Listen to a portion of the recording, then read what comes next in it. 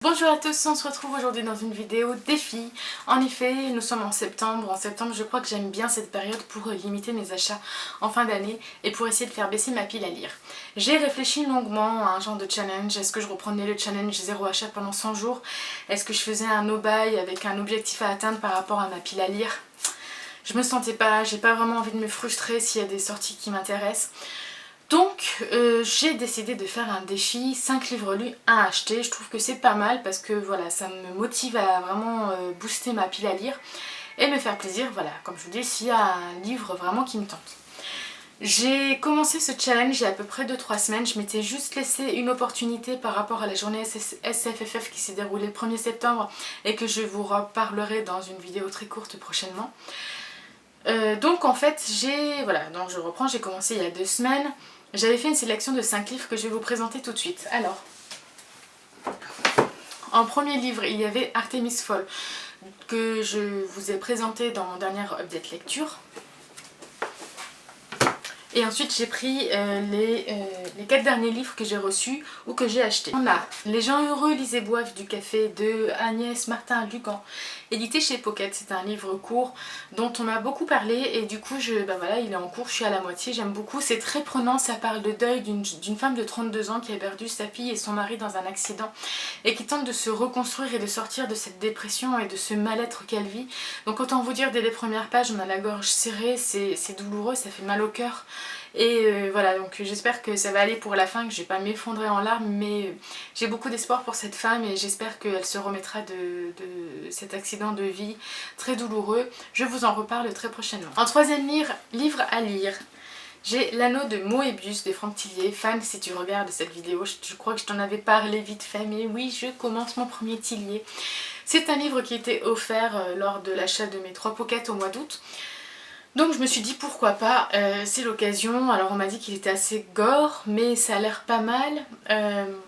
J'ai lu 3 chapitres en début de semaine, en fait je le lis vraiment doucement parce que vu que je suis sensible, j'ai pas envie de me créer des cauchemars tout simplement, ou des mauvaises images qui restent gravées, donc voilà, je le lis tout doucement. En quatrième livre, je vais lire le dernier Marc Lévy, donc Une autre idée du bonheur, qui est également paru chez Pocket. C'est l'histoire d'un road trip entre 2 femmes, une femme qui va sortir de prison et qui va kidnapper une jeune automobiliste dans une station-service aux États-Unis, je crois. Oui voilà, parce qu'ils vont avoir le FBI à leur trousse et en fait elles vont se raconter, je pense, leur histoire respective et se lier d'amitié. J'adore les road trips, j'aime beaucoup savoir comment ça se déroule, je sais pas, il y a un côté vraiment dépaysant dans ce genre d'aventure. Et j'ai lu qu'un seul Marc Lévy jusqu'à maintenant, ça me permettra de retrouver un petit peu son écriture et voir si cet auteur me plaît. Enfin, je vais lire un livre en VO, c'est un livre qui m'a été gentiment offert par mon amie Blandine pour mon anniversaire. Il s'agit de Confesse de Colleen Hoover. Il est magnifique. D'ailleurs, je vous l'annonce tout de suite, j'ai fait l'erreur de le racheter quand j'étais en vacances à Jersey et je ne savais pas qu'elle me l'offrait, donc du coup il y aura un exemplaire que je mettrai en concours très bientôt. Donc restez connectés, de toute façon vous serez informés par les réseaux sociaux de ce concours. Si vous aimez la VO, si vous aimez Colleen Hoover, auteur de New Adult. Et là elle nous emmène dans un milieu artistique, donc voilà, apparemment il y a quand même, il y a des peintures à l'intérieur du livre et tout, et le livre, je trouve vraiment la couverture très jolie et j'ai hâte de m'y plonger. Donc voilà, quand j'aurai terminé ces 5 livres, je m'autoriserai l'achat d'un roman. Et je pense que je vais quand même vous faire un petit book haul dans pas longtemps pour vous montrer mes achats de l'été. J'avais tourné une vidéo en juillet, sauf que j'ai eu un petit crash d'ordinateur et que du coup j'avais pas sauvegardé ma carte SD et que c'est parti pas dans le bordel. Donc je vais vous refaire tout ça, je vais essayer de bien me rappeler de ce que j'avais acheté pour vous montrer mes dernières acquisitions et donc tout ce que je veux descendre de ma palle. Voilà, c'est une petite vidéo très courte. Dites-moi si vous avez lu certains de ces livres et si vous trouvez que ce défi est réalisable. Et si jamais vous voulez le faire avec moi, n'hésitez pas.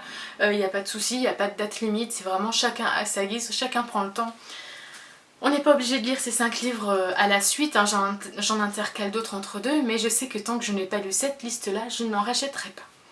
Je vous souhaite à tous de très belles lectures, une bonne journée, une bonne soirée selon le moment où vous regardez cette vidéo et je vous dis à très bientôt. Bisous!